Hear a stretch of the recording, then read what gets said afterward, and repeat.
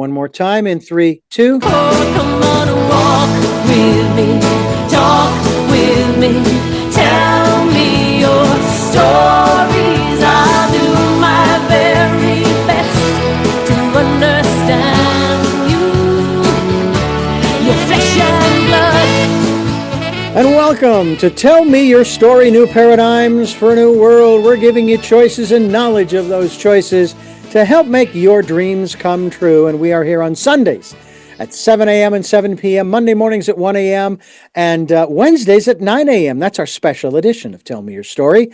We stream live at those times at richarddugan.com, and we are also podcasting at SoundCloud, iTunes, TuneIn Radio, Spotify, Stitcher, Player FM, Blueberry, iHeartRadio, Amazon Music. I try to get all of those in there because there are so many of them, and there are more. I don't even have all of those, but we're all over the place. And I also thank those of you who have been reposting our interviews. I greatly appreciate that. And thank you. We're also on YouTube. That's right. We have a video channel, YouTube channel, Richard Dugan, Tell Me Your Story. We hope that you will look into that and subscribe, get notified every time I post a new interview. Also encourage you to spend time going within and listening to that still small voice. Very, very important any time of the year that we encourage you to do that, to sit quietly. One of my guests has actually said, even if it's just for a minute, 60 seconds, okay? And then you can expand on that and listen to and follow. Listen and follow. Two things, the promptings of that still small voice. We also ask that if you can support us financially, we would be gratefully appreciative. We have a PayPal account. It is there for your security as well as ours. And all you have to do when you go to send, they're going to ask you for an email address. Well, it's richard@richarddugan.com. That's richard@richarddugan.com. With all that being said, we are now going to jump into our guest and the topic for today, which has to do, as has been the case on many programs, the subject of writing. But in this case, spiritual writing, and we're going to do it with a woman who has been doing this for quite some time. We're going to find out about her process, her techniques, and what she's going to share with us from inspiration to publication. It is called Spiritual Writing from Inspiration to Publication. It's the second edition. And Deborah Herman, I want to thank you so much for joining us. It's really a pleasure to have you here. Yeah, thank you. I'm really happy to be here. I've heard the very first thing that is said to most want to be writers is write, just write. But that's sometimes easier said than done, isn't it? Yeah, it is because of all of the messages that we've internalized that cause us to want to look outside ourselves for validation.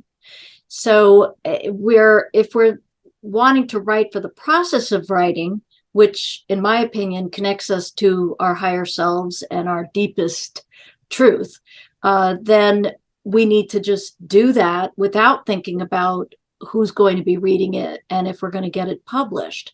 That's a certain type of writing. If we are mission driven and we want to write for publication, we need to use both sides of our brain and think about how we're going to ultimately prepare our writing for an end reader or someone who may want to publish it for us.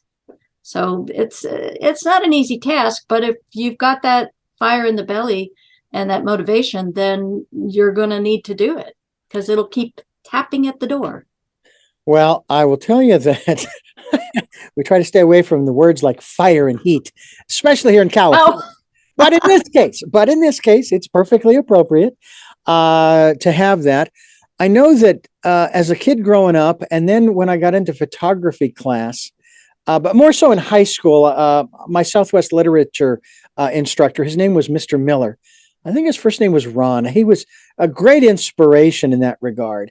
And I wrote quite a number of short stories that I got some pretty high marks on. I was very pleased, and some notation saying, you should expand on this. And boy, this might make for a good mini series or a short movie or something like that. And I thought, wow, that's pretty cool. But then as I got older, I started keeping a journal. And one day on the computer, I started typing my very first word processing document. And I've labeled it, and I still have that file. And it's called First, because the first word processing program I ever used was called First Choice, interestingly enough, because of the fact that we promote choices and knowledge of those choices to help make people's dreams come true. So I just started putting stuff down there, things that I was thinking about and so on and so forth. And now I'm working on another book, or I should say I'm working on my first, which is called Choices. But Deborah, I don't know whether this is good or bad. Maybe neither. I've been working on it since the inspiration hit me in 2021. I beg your pardon.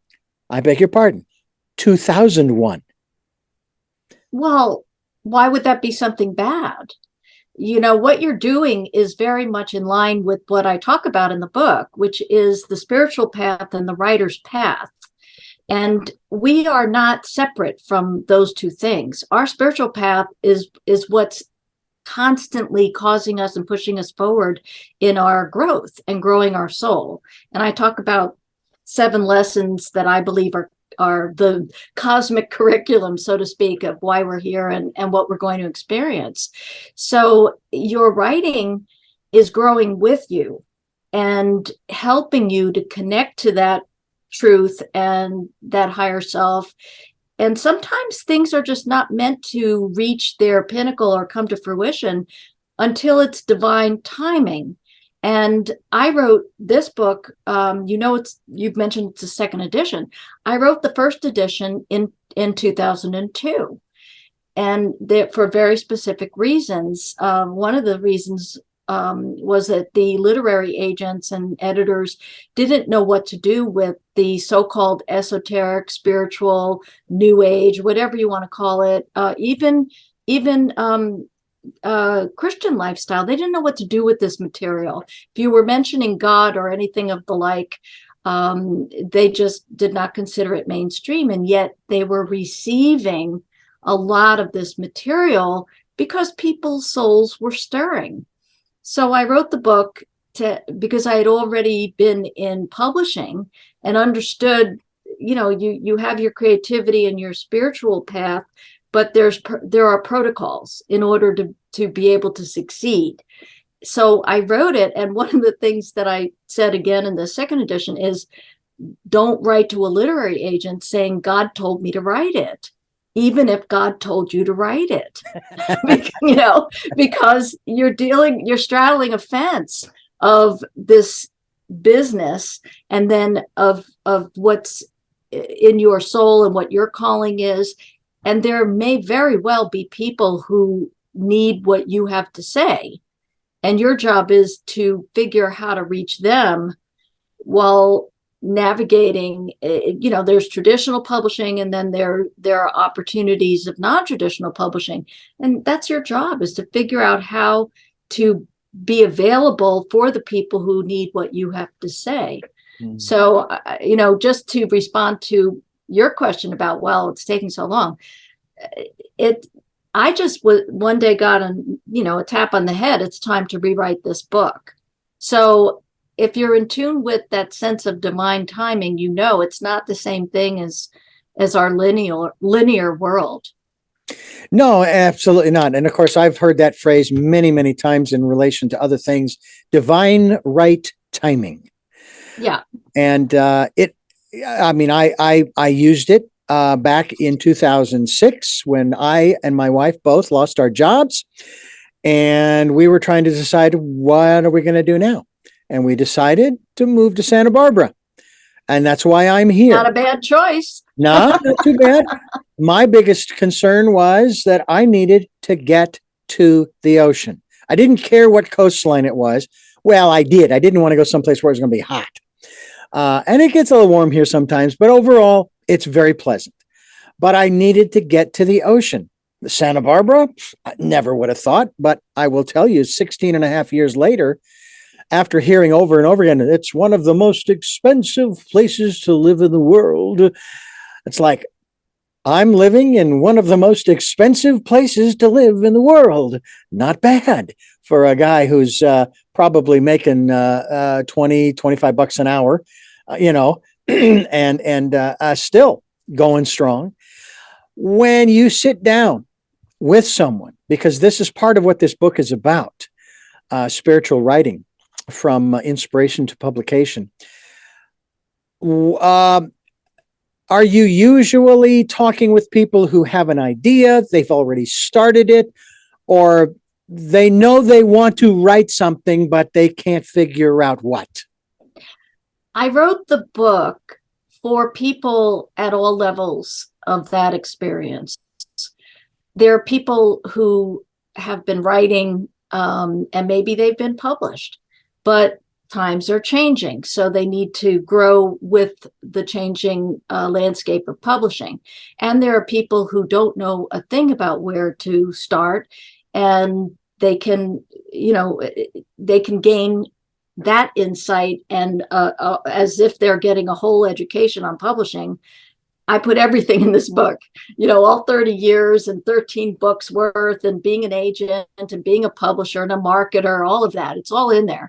But as far as my interacting with people, if I'm doing an interview, or even if it's a one-on-one consultation, I start with, what is your goal, and why do you want to write this book?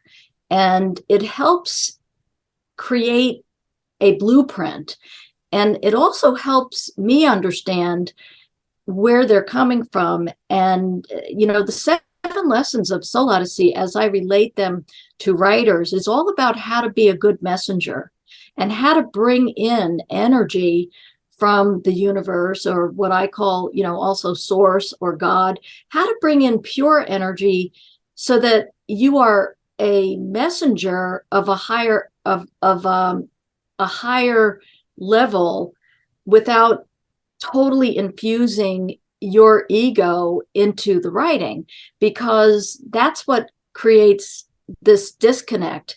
If someone comes to me and they say, well, I'm going to write a book about this subject because there's a lot of books about that subject, and I want to be, I want to be famous, or this is a good way to make money, or it's a great career. If they have those kinds of expectations, I know that they haven't connected to their higher self or their inner self, and they're not coming from a place of passion. And it doesn't mean that they have to be clear on what they want to write about. They don't necessarily need to be at the level of craft that will be required for them to be successful, but it's almost indescribable. It's where their soul is.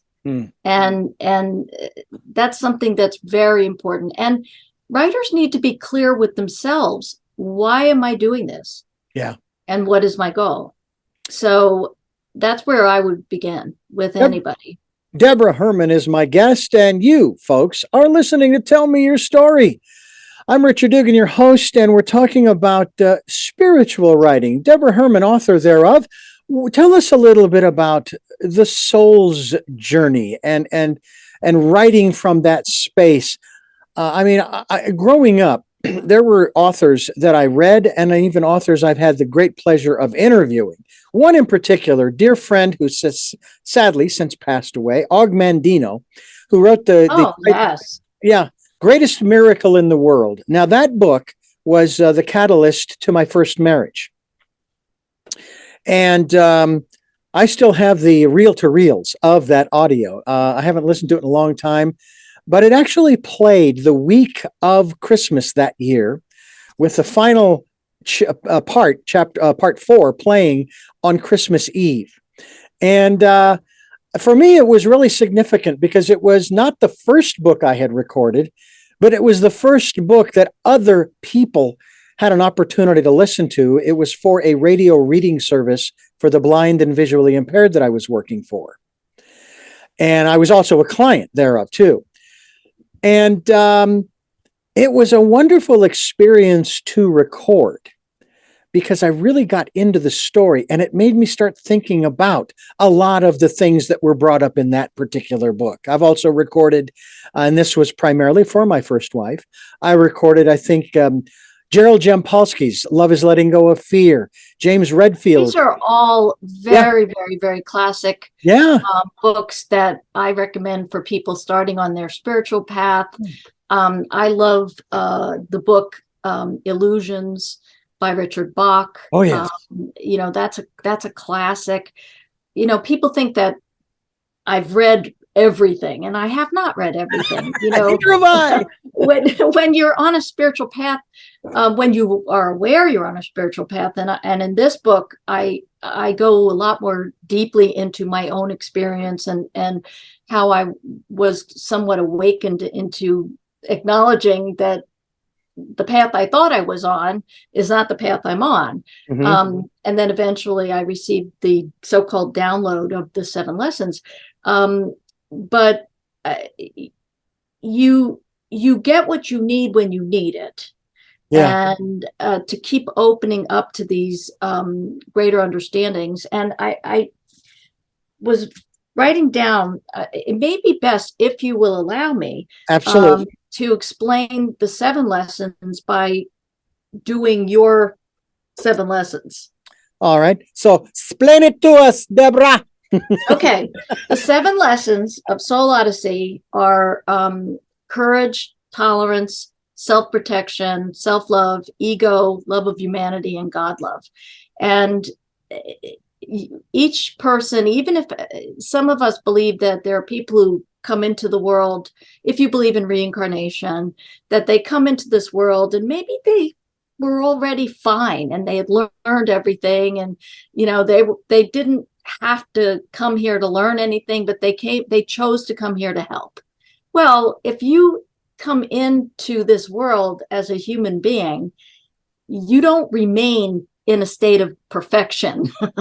You have to learn everything over again because you have to have the compassion and empathy of the human experience. I hope that makes sense. So even the most supposedly advanced souls or whatever have to go through these human challenges, and they are what the universe provides to us so that we can keep refining and purifying their vulnerabilities. Mm-hmm. That's what they really are. And if you're going to have circumstances that happen over and over again, just like you talk about choices, you may not be able to prevent the lessons, but if you're aware that you have vulnerabilities, then you could step back and say, how could I do that differently?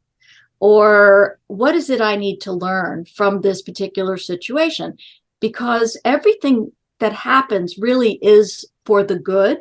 Mm-hmm. We don't see it that way. And quite often we are struggling, we are suffering, but it's to make us better and for us to move away from these vulnerabilities. Because if you are a shining light and there also exists a not so shining light, mm-hmm. and it's a world of duality and balance, the not so shining light would love to shut off your light. Is that, you know what I'm saying? Yeah, I do. I do hear what you're saying. Yes. Okay, let me, I don't mean to speak in riddles, but it's okay. But it is a riddle. To say it differently, if you believe that there is light and there is darkness, and this world is kind of a battle between the two, if the darkness doesn't want you to shine your light and make this a better world, because right now the battle is between fear and love, where if we are living in fear, we are not living in love. If we are living in fear, we are not living in faith. And if we are living in hopelessness, we are also not raising the vibration of our world, because we're not living to our fullest in faith and in love. So that's the bottom line of the 7 lessons. Now, I do what's called automatic writing. I don't recommend this for someone that you just dabble. It took me a long time to do this safely. You always need psychic protection. You need to pray. You need to make sure what you're getting is from source. And that's a show for another day. But I've been doing this a long time. We're talking with Deborah Herman, and we're talking about the latest work of hers having to do with your writing, and it is called, oh, I got a little chill there. It's called Spiritual Writing from Inspiration to Publication. And you're listening to Tell Me. To what do you ascribe the chill? I don't know. I got a little tickle in my ear. We'll talk about that as we continue here on Tell Me Your Story. I'm Richard Dugan, your host, and I got a little chill just before we paused there for a moment. It's very interesting. Sometimes I'll get a cold chill. And now some people would say, oh, somebody's walking over your grave. Well, but no, it be because I'm still alive, people. That's impossible. I think maybe sometimes it's I'm touching upon something that is of import to myself, or someone is touching upon some import to you myself. got the chill when I was doing your soul progression. Yeah. I want to ask you a quick question, though, in that regard. When I would journal, handwrite, okay, I'd get these blank books, and I started journaling at the age of 21, and I still have all those journals. I have multiple books. I really had to consciously keep myself from editing as I wrote. In other words, oh gosh, what if somebody finds this and reads this and thus and such and then and so forth? Oh my gosh, you just gave me the greatest segue to your 7 lessons. Because now this is a snapshot, and I'm sure we could go a lot more deeply into all of the 7 lessons, but the one that is flagged as one that you are working on over and over and over is self-love. And this may, you may say, oh, I've worked on it, I'm fine, I'm happy, but it's deep, it's spiritual. It has to do with a sense of worthiness. Yeah. And that's going to always be the Achilles heel of, am I good enough? And so your story of worrying about these secret journals that someone's going to find them and read them and judge you, this is something to pay attention to, especially as you embark on your writing path and continue your writing path, is to stand in your truth and to know that even though you can love God or love other people, that you are worthy just as they are and loved unconditionally. Now, another aspect of that is allowing people to do things for you. People who struggle with this self-love lesson are often feeling that if they let people do for them, that they are being a burden. And okay, so you need to reframe that to where you are allowing other people to do a good deed and to show you love, and it takes nothing away from them. It gives to them by allowing yourself to receive love. And you mentioned Jampolsky. A lot of that is in the Jampolsky material. Yeah. So you've been following, you're very astute and following your path without you being aware that maybe you were aware, but now you get it in your face. Well, I will tell you self-love. I have always felt that I've been in the right place at the right time pretty much throughout my career, which started when I was 19. In spite of one year, 2000, the year 2000, I was laid off 4 times. You were being pushed somewhere else. Yeah. And the first 2 times, it's funny because I applied for unemployment 2 times. Now, you don't get anything for the first 2 weeks. And within those first 2 weeks, I found the next job. And then I got laid off from that, and I filed again. So the third time I got the job, and then I was laid off. I said, there's no point in filing a third time because I'll be getting another job within a couple of weeks here. And I did. But it was wonderful. Yeah. I think one of the things that I struggle, I don't want to say I struggle with, but it's a challenge when wanting to pass on this information to other people. And I can't, and I know as well as you do, you can't force people. You give them the advice, but they're going to do with it what they're going to do with it. And so I try not to step into that realm of saying, well, no, but no, don't do that. You should be doing, and because Now that's not my life. That's not my life. That's actually the tolerance lesson, which it shows that you've worked through. Yeah. Tolerance is when you've had an epiphany and you believe that you've connected to some type of truth. You want everyone to feel that sense of connectedness to source, but there's a point at which you realize that you can just stand in place as an example, and if someone wants what you have, they'll ask you for it. And it comes even in parenting. When we parent our children, we need to realize they are part of us, but they are not us. Yeah. And we want to say, well, I went through that already. You went through it because you had to grow your soul, but you can guide, but you can't prevent other people from following their paths. And to be honest, they have a right to be wrong if it is wrong. Yeah. Whatever is your truth, they've got to find their truth. So that it's great that you brought that up, but that's something that it shows on your soul progression chart that you've worked through and have an understanding. And you may have had to learn that by bumping into people who weren't going to listen to what you had to say, and then realizing, hey, that's just not going to work. But there's another important thing in what you've asked me. Mm-hmm.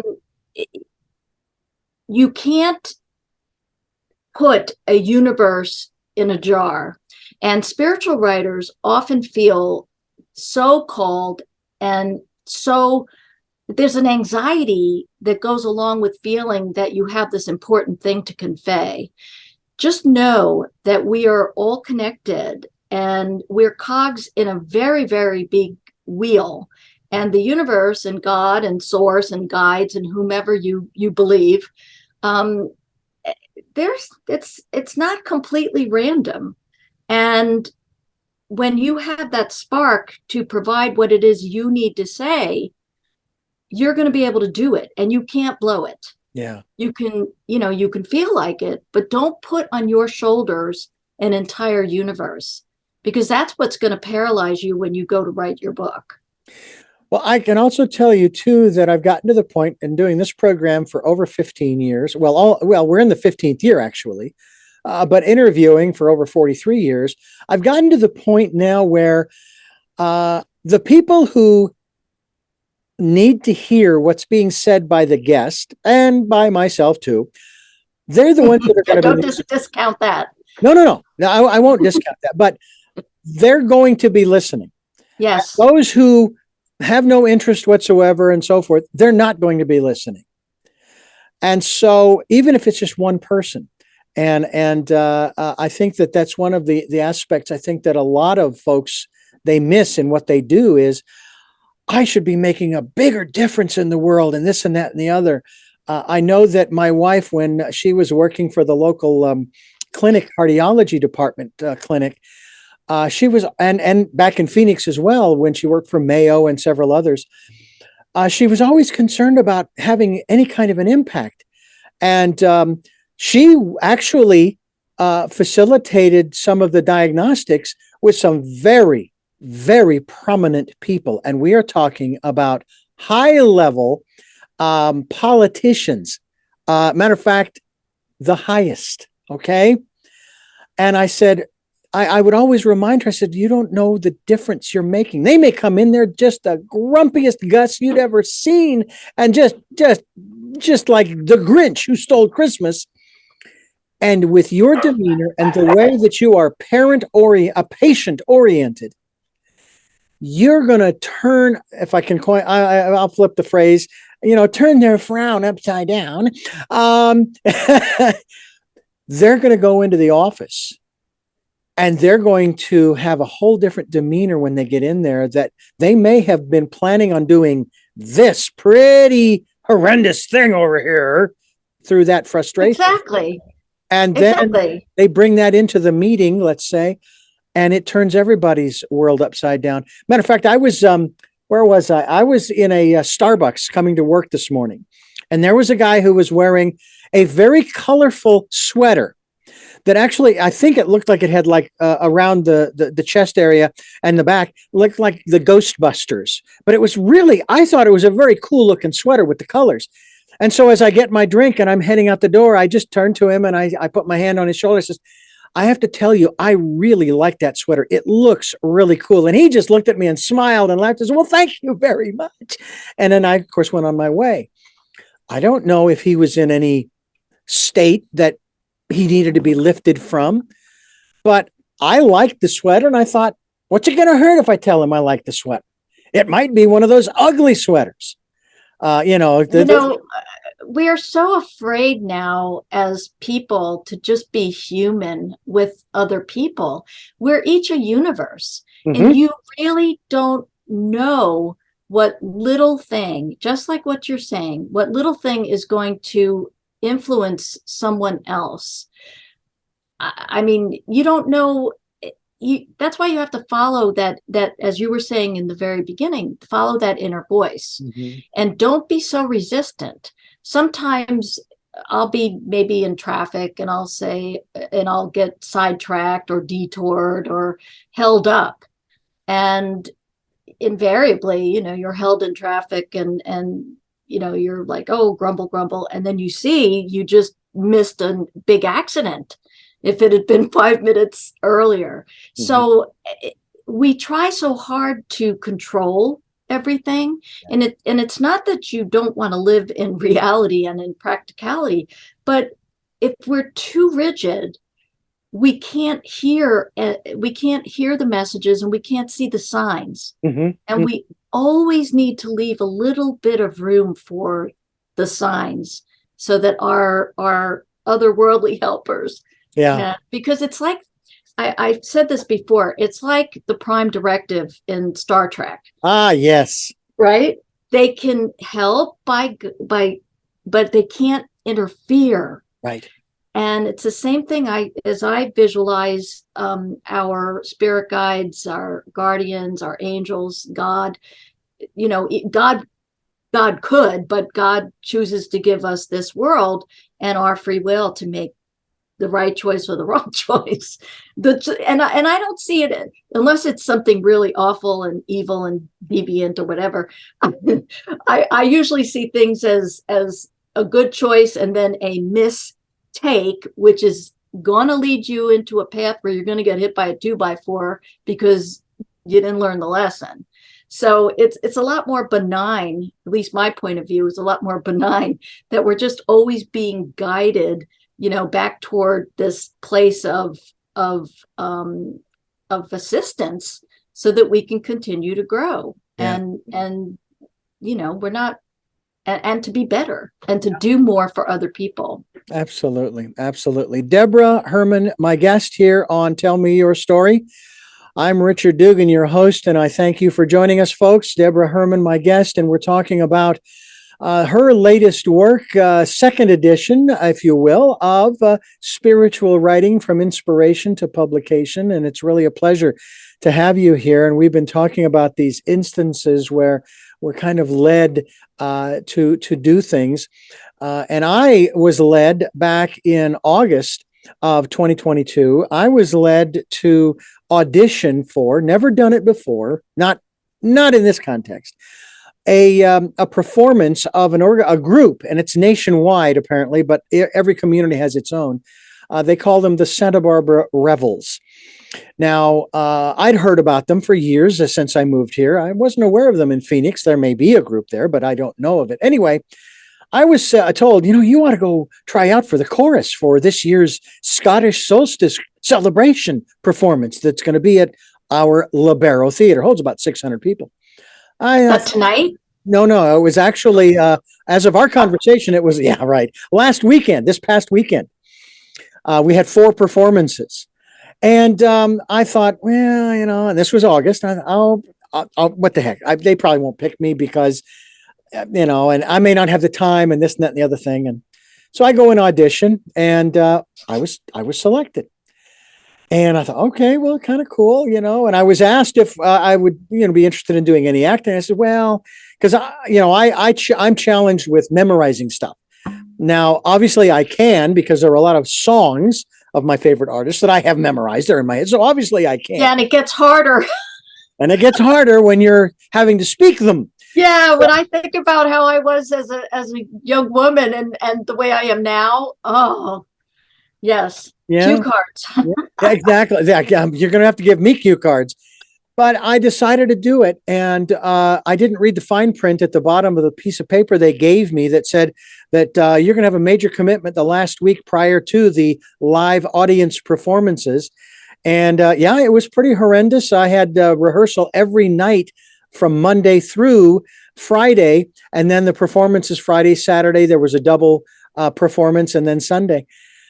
And I never felt like I was in the wrong place, doing the wrong thing at the wrong time. I was very welcomed. I never felt nervous up on stage because I had all these other people around me to support me as I am there to support them, even though I'm a novice. I'm new at this.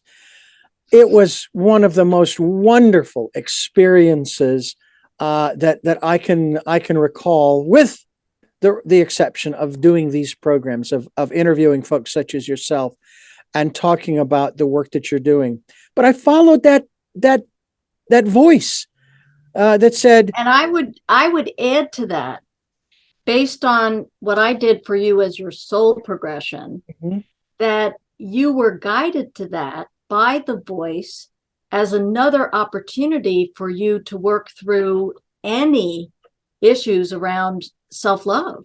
Because maybe in your past there have been places where you didn't feel accepted. Maybe you felt that you were different, or depending on your particular path, so many of us feel that way.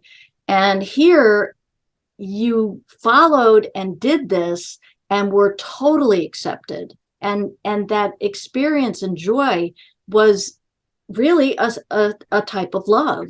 Yeah. And so instead of the lessons always being a negative circumstance, sometimes if we allow these lessons come in positive circumstances to reinforce to us, no, I'm fine, I'm okay, I'm worthy.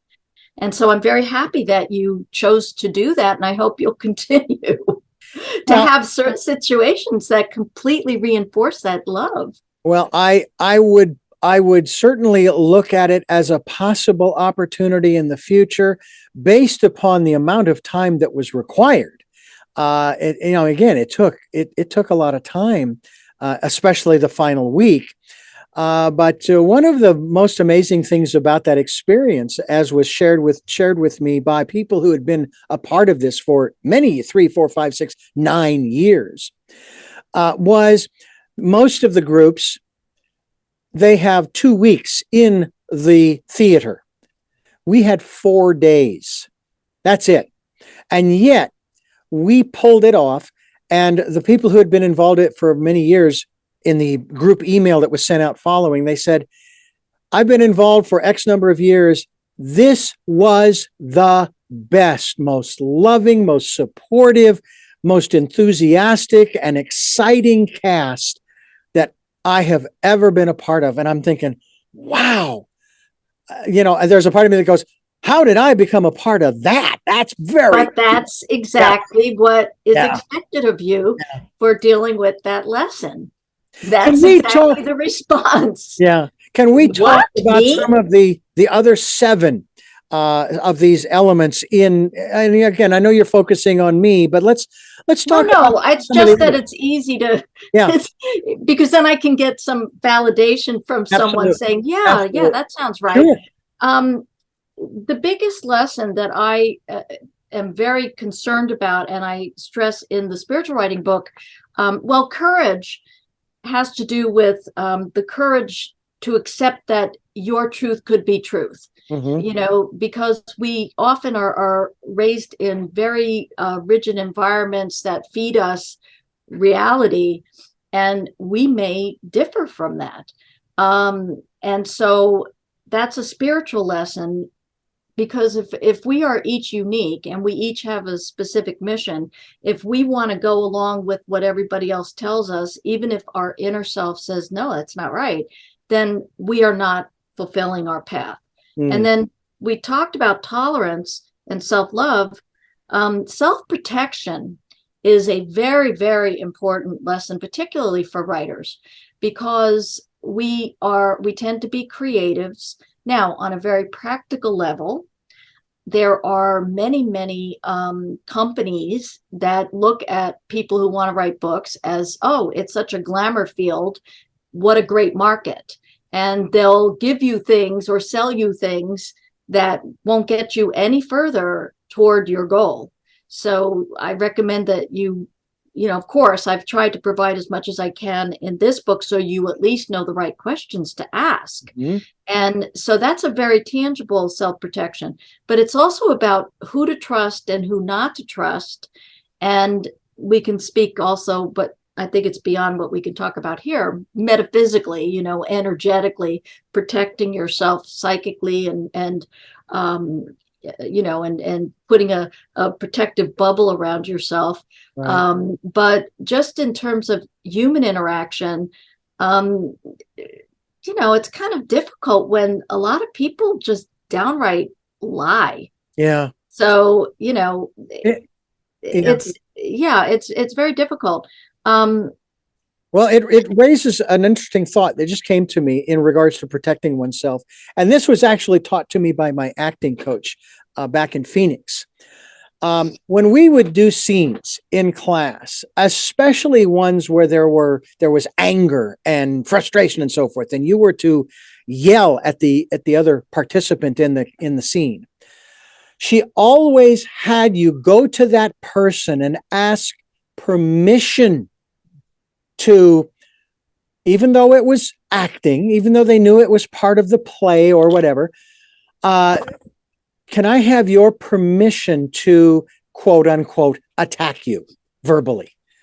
And they could say no, and then you might choose somebody else. But usually they would always, and I would assume that it's probably implied by the professionals, like in Hollywood. And I thought, that's a very interesting technique, that you're actually asking the other person. Now, we can't do that as writers to the reader, saying, you need to ask my permission before you can run a critique or be a critic, and bash me. They don't ask permission; they just write it. So now you're talking about self-protection. You as a writer, need to develop thick enough skin and an acceptance.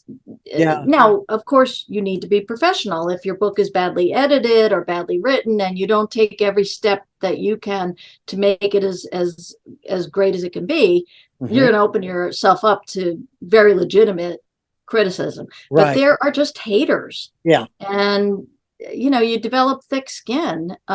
Otherwise, you're not being true to yourself and to what it is that you want to create. Yeah. And I like that idea, especially with acting, when, method acting, the actor themselves are, they're becoming someone else. Yeah. And you need a certain level of emotional protection for that as well. So, what I think is useful in that exercise of asking permission of the other person in the scene is it also makes you consciously aware that I am acting, so that you still maintain that connection to reality. And because there have been actors who have been unable to get out of character, and they take so much out of themselves emotionally without maintaining that. It's like the silver thread that people talk about when they talk about out-of-body experiences. Right. You need that silver thread that's going to bring you back into who you are. So I think that's really excellent. I want to touch on example. I want to touch on the subject of courage here in just a moment, but I have to go sidebar here. Ladies and gentlemen, if you are not watching the video, then you're going to miss out on what I'm about to bring up in the context of this conversation. You are wearing nail polish that matches the color of your book. Is that intentional? Oh, yes. I thought so. I thought so. Oh, yes. Very intentional. I mean, and what is that color blue? Could you have a name for it? I'd have to look at the nail polish. Okay. But for me, it's like a powder blue. Yeah, it's very pretty, very nice. I wouldn't mind repainting my truck that color. I know, I really nice. love it. I've seen some vehicles lately that have that powder blue, and it's really, really beautiful. Really. We don't probably have too much time to talk about it, but I wanted to show you that the reason I'd be willing to paint my nails this color is that I do this this energy art. Oh my God, you have got to be kidding. Why am I saying this? I draw a lot of the same kinds of things in a similar drawing pad and what have you. I will create an outer border. Yes, an outer border. Then I will make the lines. Mine are usually straight and have squares and diagonals and rectangles and all this kind of stuff. And then I color in the spaces just like you've done. And I always make sure that I never put two similar colors next to each other so that it makes interesting. There's got to be something to wow. this. Now wow. I do it as automatic drawing. That is cool. They're all one line. Yes, it's all one line. You've been stealing my drawing books. Hey, great minds think alike. But it's that's beautiful. It's done quickly and with I'm so glad I thought to show it to you. It's it's just done. The pen does it. It's automatic drawing, and I didn't realize that it's a real thing. That the surrealists, like Miro, that's what they were doing. They were tapping into the subconscious to let go of the intellect to allow this pure shape, art, abstraction, and energy come through the art. So that's what you've been doing. Oh my! You didn't even know it. Do you want to see it done with one line? Go for it. And she's going to do this. Obviously, you're going to have to go to our YouTube channel. You go ahead. I'm just going to talk while you're drawing. And she is drawing, and you need to go to the YouTube channel to watch this, ladies and gentlemen. And she's going around and drawing across the page, making lines. She's not even lifting the pen, which is what I do as well, where I just go jing, jing, jing, jing, jing, jing, bouncing around like a pinball inside a pinball game. And then she goes through the process of coloring those in, which we won't certainly have time for. And then she'll do some curved lines as well as straight lines, and just allowing so it all matches up. Yeah. Oh my heavens! Look at that. It all matches up. It's one line. There is symmetry in that. I can see the symmetry in that. And I can't really. I mean, I probably could do it freehand because I am, but I can't really do this freehand. That's extraordinary. It's done just with the pen, and but I didn't realize it was a thing. It's like a meditation for me because I can get slightly stressed out on occasion. Oh, I can't understand why. Living too many things going on. And I've raised 3 children, and I have dogs and a husband, and so life is often relieved by the process of creativity. I do want to mention, if it's okay, please, one last important lesson that spiritual writers and people on a spiritual path need to be aware of, and that's the ego lesson. Now, many traditions have their definition of ego. For me, if you are asking to be a messenger and to bring something into this world creatively, you are going to be initiated, tested, given lessons to make sure that instead of being instead of wanting to be a messenger, you may want to be the message. And you'll see that I happen to be somewhat of a cult expert. I've done some books Mm-hmm. on the subject, and I've been in documentaries, and it was happenstance.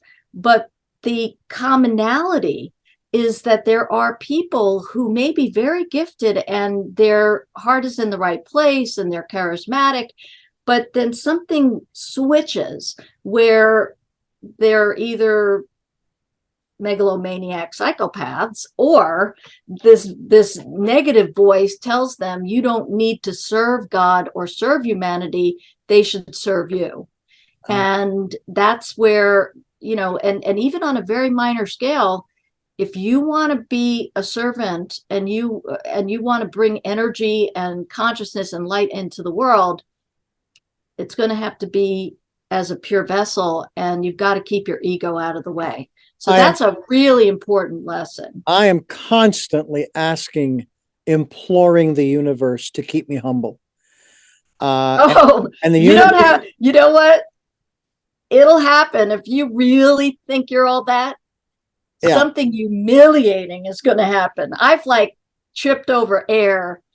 If I ever get a big head, I've tripped over air. I've banged my head on a door. Oh my gosh, the universe. But it's great that you pray for that. Yeah. Because it's making you aware that there's this fine line where, yes, it's good to be successful. It's good to be admired, but you can never forget that we work for the universe and that we work for a betterment of humanity. Exactly. And once you do, you'll get a lot of reminders. And if you don't heed the reminders and you go beyond, then there will be whatever consequences. But people have hurt a lot of others by not heeding the warnings. And we don't want that. I worked for 15 years during the 80s, the heyday of televangelism, and into the 90s at a Christian radio station. And I think that was where I really learned that lesson, because I saw, as the phrase goes, so many fall from grace.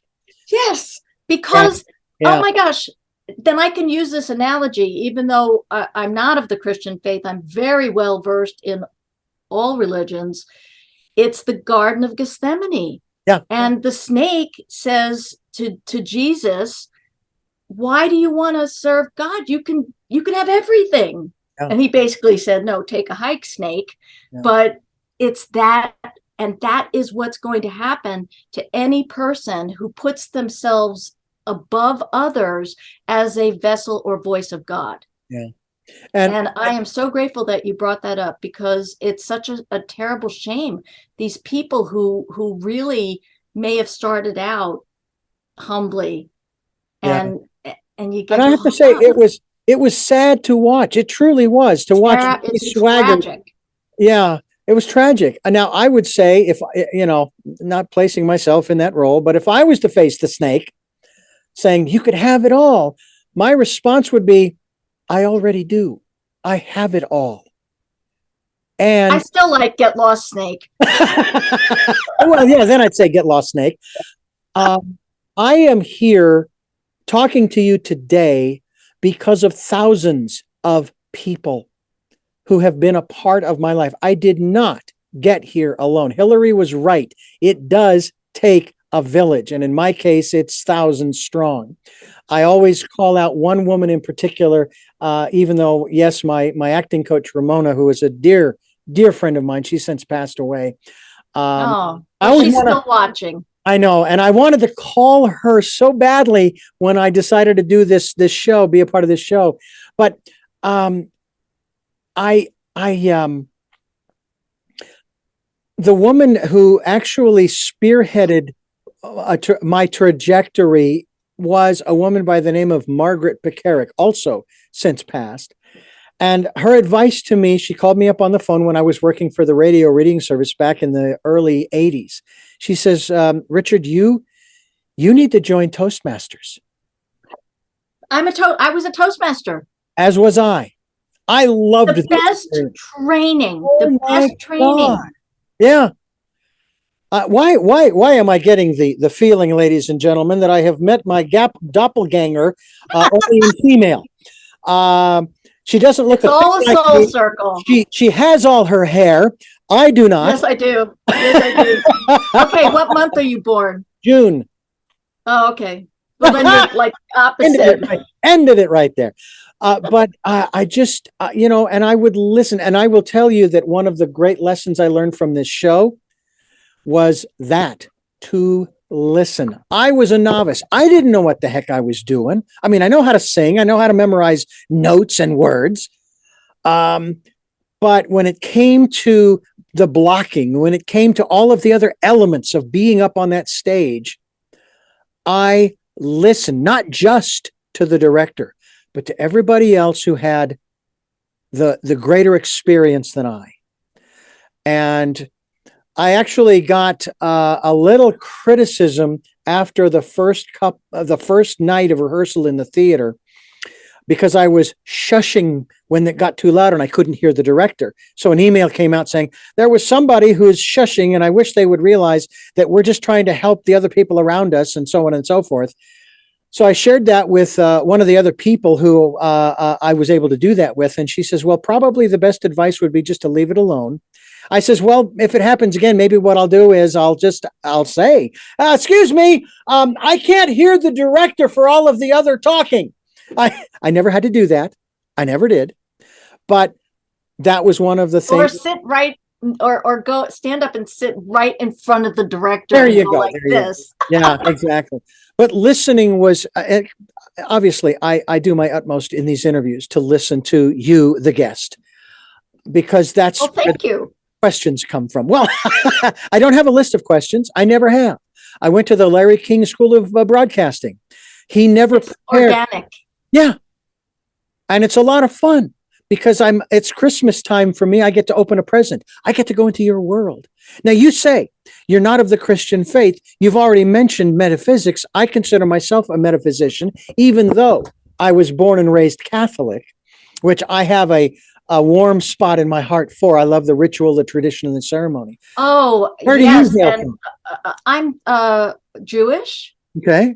And which I also love. I also love the Jewish faith. Oh my gosh, we're awesome. Yeah. And I've studied many we have an awesome culture, and great food, and great mystical underpinnings that typically in certain environments you don't learn of that. Yeah, you are a mystic, right? Yes, I consider myself a mystic. I'm not a psychic. And I didn't really, not that, I mean, I just don't happen to be a psychic. Right. My gifts are, I've been told when I've taught at Christian conferences, they say, oh, those are gifts of the Holy Spirit. And that's like, wow, and I'm sure many people have them. And then in the Jewish arena, there's a mystical side to things, and some of my healing gifts, they have another explanation for them. And any kind of mystical esoteric school has an explanation for why, that certain people are just, I'm a good radio frequency. And I can't explain to someone else necessarily how to do certain things. I can only speak from my experience of occasional mediumship and precognitive dreams and healing and animal telepathy. And it's like, okay, well, that's what God needs me to be able to do today for this person. So does that explain? That sort of explains me. Now, this was your upbringing through your family, the Jewish faith? Yes. And yeah, How involved were you? Were you very, very involved in the rituals and the ceremonies and so forth? Did you have is Seder every week? Is that what it's called? No. Weekly, it's called Shabbat. And that's the Sabbath. And we have our calendar is a lunar calendar, and it's based a lot on different festivals throughout the year. And then there are solemn holidays between the Jewish New Year and the Day of Atonement is a time when we believe that God has the book of life open. And that's when, it's going to be determined what your year is going to be like. But I find that as I've studied different traditions, that there's a lot of commonality. When you get past some of the law and the ritual, what I love about Catholicism is a very strong acknowledgement of light energy and dark energy, and a way of acknowledging and coping with it. Yeah. I think some of the rituals for protection that come through the Catholic Church are wonderful and important. And that's why, we don't know where everything has come from. Some of it, I'm sure, is that there are people who've been given these spiritual downloads, and they've got pieces of this big puzzle. Yeah. And so, I actually visited Medjugorje before I took my spiritual class to Medjugorje before the war. Oh. And I firmly believe in that the apparitions of the Blessed Mother happened there. And she happened to have been a Jewish priestess, so she's part of my tribe too. Right. But I really believe that the visions were to warn the people of what was happening if they did not return to faith. And it was such a horrible thing that happened. And we took a trip through this place called Mostar, and I just started sobbing, and I didn't know why. At the time it was Yugoslavia. Yeah. There was no real war that happened. And I just started sobbing. And then I found out years later that ancient bridge was destroyed in the war. Oh, wow. And so somehow I had like a time slip, of feeling the grief. So, but I didn't understand it at the time. So, yeah, this is a very interesting world, beyond so many things beyond our understanding. And what I try to do is stay very focused on what's right in front of me. Yeah, I'm with you there. You can go down too many rabbit holes. You really can. In working for the Christian station, of course, and it's funny too, because I remember my mother saying to me while I was between high school and college, and I only went 3 semesters to college. She said, "Why don't you go get a job at one of the local Christian radio stations?" I said, "No, I don't want them shoving their beliefs down my throat." And it turns out, as I grew in that station, that actually I kind of reversed those roles a little bit. But one of the things that I always found interesting was that when I would ask a question, the answers that I got just didn't feel right. They just didn't. They made no sense. Right. And one of the most important was this. And you kind of touched upon this when you talked about the apparition of the Virgin Mary. If I was to be a true follower of the Messiah, of Jesus, of the New Testament, okay, I would not be a Christian, because he was not a Christian. I would be a Jew. Mm-hmm. Now, we're talking about accuracy here. And when the word Christian was used by the Romans, it was like dropping the F-bomb. It was derogatory. Now, great, they turned it around and they're using it as the name of their faith. That's fine, okay. But that's not a follower. You've decided to branch off and create your own thing. You are to be a Jew. Now, if that means a Reformed Jew, okay, you're Reformed because you accept the Messiah, and so forth. Whereas if I'm correct, I may be wrong, and I'm willing to accept that. Current Judaism does not accept Jesus is the Messiah. That the Jews are still waiting. You know what's confusing for me is,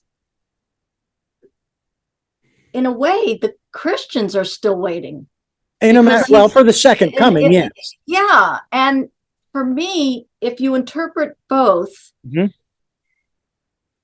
because the teachings that I can say should be or are attributable to Jesus, like the Sermon on the Mount and things like that, they're all out of Torah. I mean, they are Judaism. Yeah, exactly. And, we don't, because of what the expectation is for when the Mashiach or the Messiah comes, Mhm. they would say he was not. However, as a mystical person, how can I say there wasn't something really special about him? No, that absolutely. And for me, I see him more. Look, I don't know the answer to it. No, All I know is that he would be, in my opinion, very unhappy at all of the wars that have been fought in his name against people who really love God and are walking their talk and have faith and are just following, and part in the spiritual writing book, we talk about the tolerance lesson, and I hint about it, that I don't know a lot of the answers. So I'm not going to address end days. right. I'm not going to address, literal interpretations of the New Testament. The Torah makes sense to me, and a lot of what Jesus was teaching was, in my opinion, moving beyond the letter of the law into the spirit of the law, so that the people of the time would live more fully the actual meaning of how to be a good person, living according to God's will for us. So I'm not, I can't speak for all Jewish people. I thought you were the spokesperson. Well, yes. Oh my gosh. Funny story. My mother was honored by her synagogue. My mother's passed away, may she rest in peace. But at one point, when my cousin, my nieces and nephews were really young, my mother was honored, and she was sitting on what's called the bima, and I think that my nephew thought that she was God. Or she was somebody like, the queen of all Jewish people, because she was up there with the rabbi and on the bima. Anyway, children see things so it's amazing, so magically, so beautifully. They really do. So it's a question that nobody wants to answer, except how I would think of it, and the message I would want to convey to people through my writing, through the spiritual writing book, which is 1/3 spiritual. It's permeated throughout the book, but the first third of that book is not about writing and publishing. It's about the spiritual path and mysticism. But I think it's important, for people to realize that this period of time since Jesus was to have walked on earth is a time when people are supposed to be better people and to be more like him and to live in faith and to walk the talk and emulate who he represented as a person. And all of those focusing on who believes what and who's saved and who's not saved, and and all of these ways that we are sort of creating division. I don't think that's what he had in mind. And it doesn't matter the label either. Doesn't matter the label. It really doesn't. Exactly. By the way, one other sidebar of silliness that I came across. I was looking at the book of Genesis, and of course the creation of Adam, and then the creation of Eve. And then the next thing you know, there's Cain and Abel. And there's no explanation as to how we got to 8 billion people. So I know. I've come to the conclusion, and I don't mean any disrespect, okay? But I say this tongue in cheek. I came to the conclusion that incest was God's way of procreation back then. Either that, Where or as else some did they people come believe, from? either that, or as some people believe, we were seeded from other worlds. That is one explanation that And you know what? I It's can, not my territory. no, I no, don't question how we got here. no. I don't, all I know is that we're here, and we're supposed to, one thing about Judaism is what's called tikkun olam. We're supposed to make this world a better place than how we find it. And that is one of the basic tenets of Judaism. And I think that's also within other faiths and the teachings. That's what we're supposed to be doing, and we need to stop fighting. Yeah. Well, as a Baha'i, I was for a year and a half back in the 90s, and I learned a great phrase from Baha'u'llah, the founder of that faith. And that is, if you reject one of the messengers of God, you reject them all. And if you accept one of the messengers of God, you accept them all. I love that. And that's kind of what, in a roundabout way, because I wasn't thinking of answering that question. It's true. Yeah. There are people who've been overshadowed with this great wisdom, and they are messengers, and they're giving us pieces of this puzzle. And while we're here, we need to utilize whatever we can and be better and continue to just follow what is our particular message and mission. And share our pieces of the puzzle with others so they can continue to put together their puzzle. Yes, absolutely. And vice versa. Absolutely. And, I appreciate you putting it in those words. This book, even though it seems like it's just a book about writing, it's to try to guide people to fulfill that mission so that they can get all the T's crossed and the I's dotted and, not hold back. We are talking with Deborah Herman, and she has a book called Spiritual Writing from Inspiration to Publication, second edition. And this is Tell Me Your Story. I'm Richard Dugan, your host, and I have to tell you, Deborah Herman, author of Spiritual Writing from Inspiration to Publication, that I can't tell you. We have to continue this conversation. This has just been so fascinating to learn not only about you and what you're doing, but also where you're coming from philosophically, as I like to put it. I consider myself to be a metaphysician. I have studied quite a number of the various philosophies around the world and down through the ages. No philosophy comes out of a vacuum, regardless of what some people might think about their particular philosophy. Judaism didn't come out of a vacuum, and whatever came before it, and came before it, and came before it, and it doesn't matter how ancient or new it is. If you're trying to make a difference in the world for the better, for everyone, which is what this program is about, we're trying to give people choices and knowledge of those choices to help make their dreams come true. We're also looking for those new ways of living because the old ways don't work. Just look around you.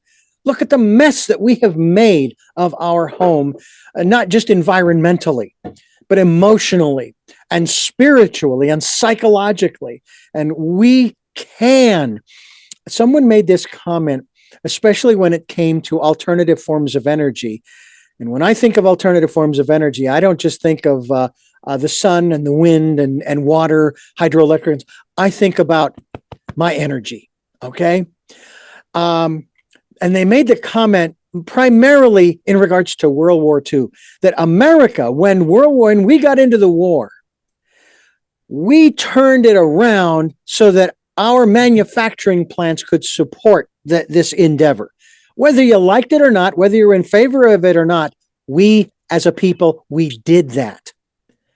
We can do that again to help to find those new ways of living, to find those alternative forms of energy for ourselves, regain our personal power. This is kind of what you're talking about too. Through the writing, we do that. We release that stuff. And through the drawings, like what you and I both do, and whatever outer expression that we choose, we're doing that. We're hopefully making it a better world. And I want to thank you so much for sharing your side, your puzzle pieces, for allowing me to open this Christmas present, you and your world. Thank you. It's a pleasure. And we will continue this at some point. I do have 3 final questions, though. Thank you. 3 Did you questions. notice that it got darker here? I did notice that. I'm assuming either clouds or it's getting late. It's getting late there. No, it's okay. As long as you can still see me. I can still see you with the blue hue, which is actually very appropriate. Yes. Very apropos for this program. Matter of fact, that was what the director would say in our circle before each performance. He would have us in a meditation holding hands and now let us bathe ourselves with the blue light and the blue light and so on and so on. The blue light. I'm going, wow, this guy is really, he's not just a director, this is very cool. Yeah. Anyway, I do have these 3 questions that we've been asking for the last 15 years or so that I'll ask you. But before I do, I want to thank you for listening to and watching Tell Me Your Story. New paradigms for a new world, as we're giving you choices and knowledge of those choices to help make your dreams come true. We are here on Sundays at 7 a.m. and 7 p.m., Monday mornings at 1 a.m., streaming live at those times at richarddugan.com. Oh, and don't forget the 9 a.m. Wednesday special edition of Tell Me Your Story. We podcast on SoundCloud, iTunes, TuneIn Radio, Spotify, Stitcher, Player FM, many other locations as well. We're on YouTube, where you can see Deborah's blue fingernails, as well as the blue hue, the blue light that she has protected herself with as we've worked towards this portion of the program. And we also ask that if you can support us financially, we would be so gratefully appreciative.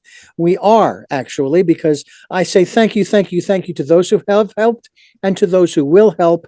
Thank you. PayPal, it's there for your security as well as ours. Just put my email address in, richard@richarddugan.com. And also, please, during this decade of perfect vision, the 2020s, spend that time in that quiet, still, calm, peaceful place. Listen to and follow the promptings of that still, small voice. Sometimes it won't prompt you to do anything, but listen. It's there to give you inspiration and encouragement, insight, maybe just comfort during that time. We hope that you will do that. And please take that time. With all of that being said, the first of my 3 questions are, who is Deborah Herman? Oh, you have another hour? Sure. No. I'll give you all the time in the world. No, I think that because we'll be in the complete darkness soon. Who am I? I have yet to completely discover that. And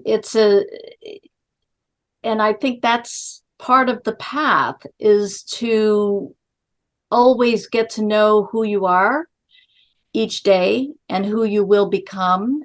And I'm at a point of discovery, and it's exciting. My children are grown and doing their thing. And so this is also a time of my own creativity. And I learn more about who I am and why I'm here as I continue to do more projects and meet more people and find doppelgangers. And so that's who I am. And we will discover more together. What is your life's purpose? To I would say to serve. My first central purpose is always to serve God.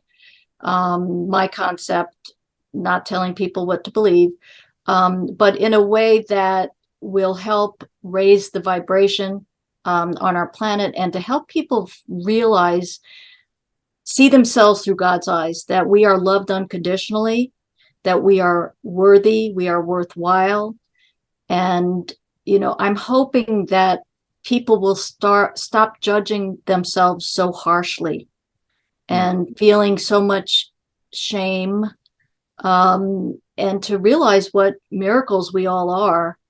So, and if I do it through my writing or my drawing or my speaking, then that's just a blessing and a tool, but it's also really to share love. Final question. I hope you get the movie reference. What was your best day?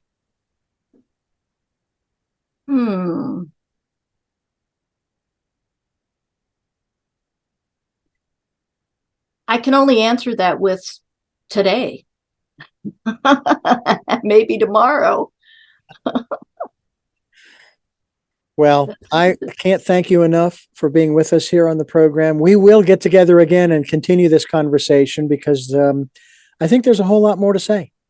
Well, thank you again. And the book is available everywhere at this point. And if it's not available in a local bookstore, please ask them for it. And we also have a website, solodyssey.books.com. Odyssey is spelled Odyssey. Most people say, well, how do you spell Odyssey? And it's a journey. So thank you. And thank you for allowing me to take this journey with you.